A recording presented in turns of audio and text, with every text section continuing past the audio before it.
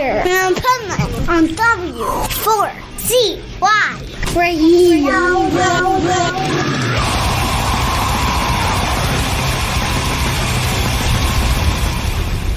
Wake up, America! It's time for the Adventures of Pipeman on W4CY.com, West Palm Beach's #1 internet radio station. Here's your host, the Pipeman.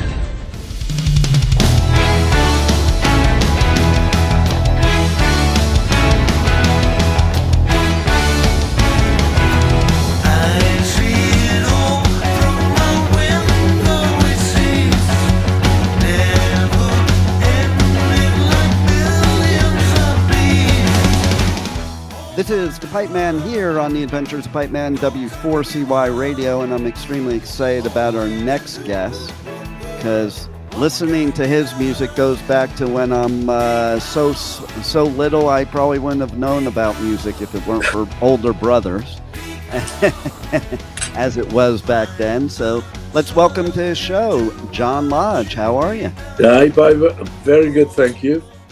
Nice. Yeah, so the first time I heard the Moody Blues was stealing one of my older brother's albums. He's like 11 years older than me. So I was rifling as a little kid through his albums. I'm like, oh, this one looks cool. Let me listen to this. I'm grateful for everyone with an older brother. Right? Because it was like that back then, right? You know. Absolutely. That's how you got into it. Yeah, and my sister, who was 4 years older than me, when I was sort of 10 years old, she walked out of the house with a new boyfriend and said, "See you later, alligator." I thought, what on earth is she on about? And that was my first sort of introduction to rock and roll in a way. I had no idea what she meant. I found out 3 years later. Wow. See, it is pretty cool. And man, what does it feel like to be making music all these years? I'm sure when you first started, you could never imagine, talking about your music this many decades later. No, when rock and roll really hit me, it hit me like a sledgehammer when I was 13. Before then, I had no music at all. But when I first heard rock and roll rhythm, it took over. And it was really like a sledgehammer. And I had to be part of it, bought a guitar. My mum bought me a guitar for about $5, second-hand German guitar, acoustic. But I learned by going into my bedroom, playing this guitar, hour after hour. I found out how it worked. There was no one at that time in the UK that was teaching rock and roll. It didn't exist. You could not find anyone to teach you. So you had to learn yourself. And I remember you used to sit watching like the Perry Como show or something like that. Because on there they have the Every Brothers or Roy Orbison.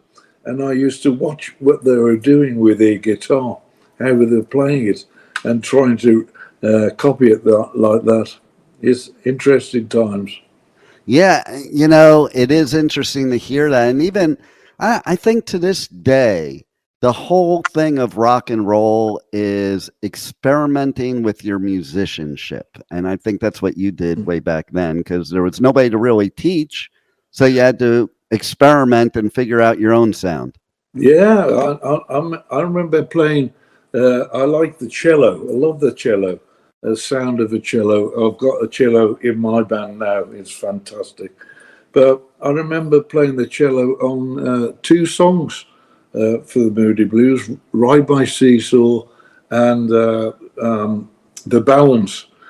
And I didn't realize until 4 years later, when I actually hired a cellist, that I'd been tuning the cello wrong all those years.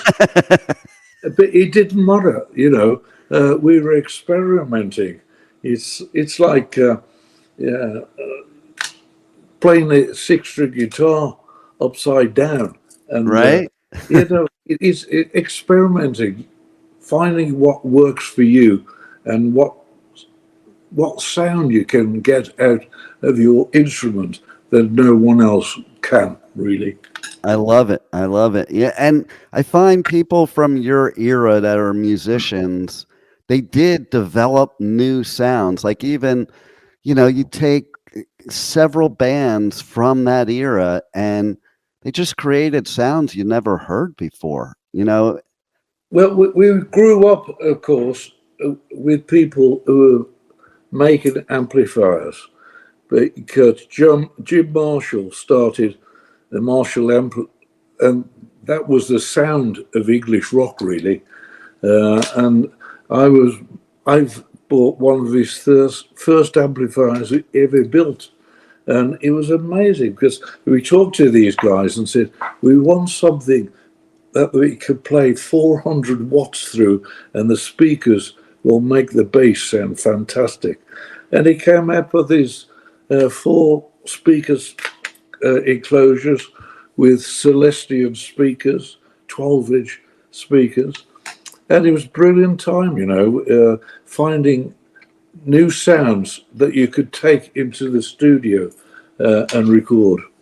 Yeah, and I find so no matter what genre of rock and roll somebody is in today, whether they're a musician or just a listener, I don't care if it's the most extreme heavy metal or the softest rock, everybody, the common denominator with even the gatekeepers, is to love bands from your area and to love like the Moody Blues. Like we can all agree on that. We may not agree on certain bands nowadays, like, oh, they're not this or that, but we all believe that bands like yours was the core of all rock music today. I think it didn't exist between us before then. In England, in the late 50s and early 60s, it was all American iconic artists like Little Richard, Jerry Lee Lewis, Fats Domino, Gene Vincent, Eddie Cochran. We couldn't emulate those people. They're icons, and English people couldn't do that. And we had to find our own way of portraying our music. And that's what it became. We realized it was the music that was important, not the iconic person. And, on the Moody Blues, we never ever put a photograph of the band on the front cover of any of our albums, because it was the music we wanted to get over to an audience, not us individually. I love hearing that. And speaking of albums, okay, you just released Days of Futures Past, my Sojourn. And man, does it blow your mind that it is so popular that, first released in the UK, but then there was such a demand in the US that now we have it here in the US? It's fantastic, unbelievable. And I was going on the road a couple of years ago, and I thought, how can I do something which continues the music of the Moody Blues? And I called my musical director, Alan Hewitt, who's my keyboard player, and said, Alan, could we do Days of Future Past live on stage? And he said, why not? Just like that, why not? And I thought, how do I do it? I thought, I know what I should do. I should call Graeme Edge and go and see Graeme Edge. And I went to see Graeme and said, Graeme, I want to do Days of Future Past live on stage. Would you re-record your poetry for me and I'll film you? He said, John, I'd love to. I've never recorded my own poetry. I'd love to be part of the album. So I filmed him, and I thought that was a blessing I had. And when we were rehearsing the concert, I suddenly thought, just a moment, this is like a history of my life here from 68 when we released Days of Future Past, 67, and till today. And I thought, yeah, I'm going to record this. Not a live album. I thought we'd made too much effort to make it a live album. I wanted to go in the studio. So I went to the studio, and I asked Jon Davison from YES to join me, singing a couple of the songs. And we recorded Days of Future Past, my Sojourn.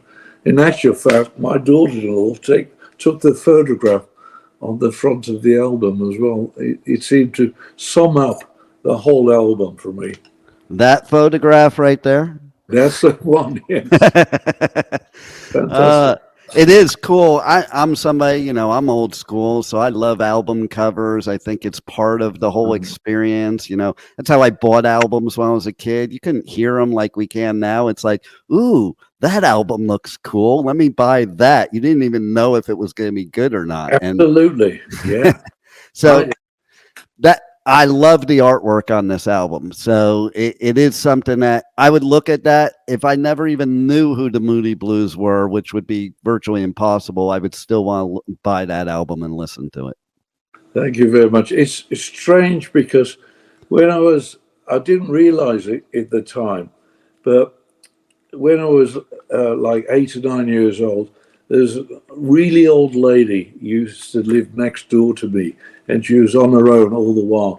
And I used to go around there and talk to her. I was like 8, 9. And on the wall, there was a picture almost the same as my album sleeve with my wife and myself being on it. It looked almost the same. And when I saw the picture, it just gave me an enormous flashback to that time. I thought, the circle is complete. Yes, I love it. And what makes it even more complete is that we have some rescheduled dates that you're going to be doing here during the summer. Especially, I'm in South Florida, so I'm pretty excited. You're going to be in Fort Lauderdale on August 3rd, and you'll also be in even me in Florida. I'm not sure if I pronounce it right, but Immokalee. Yeah, it's a strange word, isn't it? Yeah. But and man, it's so cool too. I love seeing artists that have been like great musicians still touring to this day. To me, I think the difference between your generation and these newer generations of bands is that I think if you weren't on stage doing it live, you would you might not be here. Like I take a lot of people, like I look at so many artists that people are like, well, how do they keep doing it? And my answer is because they can't afford to not keep doing it. It's just such a passion. Absolutely. I play every day, even today. I played this morning. I play every day. I've been in the studio during the last year, and I've recorded 4 new songs, which will be released later this year. I love rock and roll. As I say, the fire ignited when I was 13. The passion has been with me ever since. I just love music. See, that just proves you're a true musician, because there are 2 types, as you know. There's the people that are in music for the passion of music, and then there's the others that get into it for other reasons, like they want to be a rock star. And going back to what you were saying before, they're the ones that put their face on the on the album. So I love what you said, and you can always tell. I know I can. If I go to a show, you can tell if the musician is up there because they just love playing music, or if they're doing it for another reason. And I think there is no other reason but passion for music, to be honest. I love picking my bass up and playing and finding something. There's always something new you can find. Always. There's not many notes, but you can always find something new. And just turns you on. It brings a wave of joy to you. Oh, listen to this. Yeah. And, I find musicians of your age, they played all different types of instruments. That's why they were true musicians. And then it's also interesting. I found a lot, like even as an example, I didn't even know, and I was a huge Beatles fan. I didn't know that Paul was originally a guitarist, and he basically drew the short straw to be the bassist. It's really interesting because when I grew up, where I was at school, there was a cafe called Eddie's Cafe, and like a soldier shop. And every lunchtime when I was at school, I used to go in there because he had a rock holder jukebox, and I used to drop my money in the slot, which my mum had given me for lunch. But I used it to play records, and I used to listen to Fats Domino, Little Richard, Jerry Lee Lewis, and I could hear that left-hand boogie playing on the piano, and that's what turned me on. I didn't hear the rest of the songs, really. I just heard this throbbing left-arm boogie piano.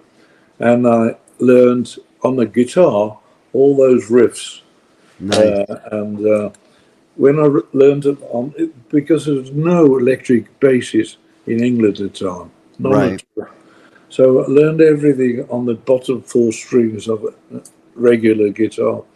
And when a bass guitar turned up in England and I bought one, I was suddenly playing all these riffs on the bass, and it turned me on. Nice. I thought, that's what I want to do forever. And I was in my music shop one day on a Saturday morning, where all musicians go of a Saturday with all the other musicians. And there in the window, it said, direct from the USA, precision sunburst bass. And I was 15. And I remember dashing home to my dad and saying, Dad, you've got to help me. I've got to buy this bass. And he did. He helped me, and I bought that bass. And I've recorded nearly every Moody Blues song and the bass. And I still use it today for recording.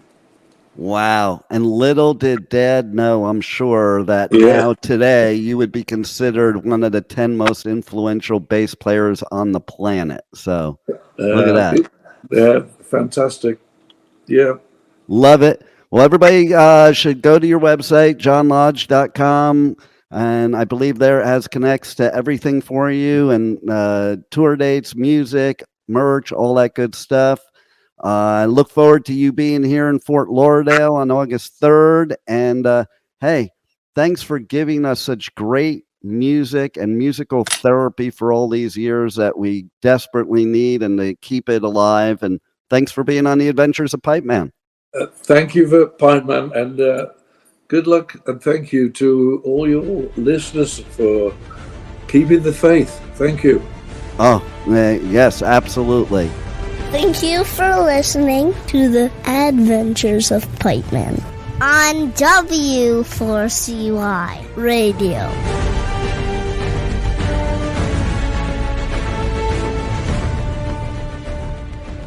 Hey, this is Jon Lodge, and you're listening to the Adventures of Pipeman on W4CY.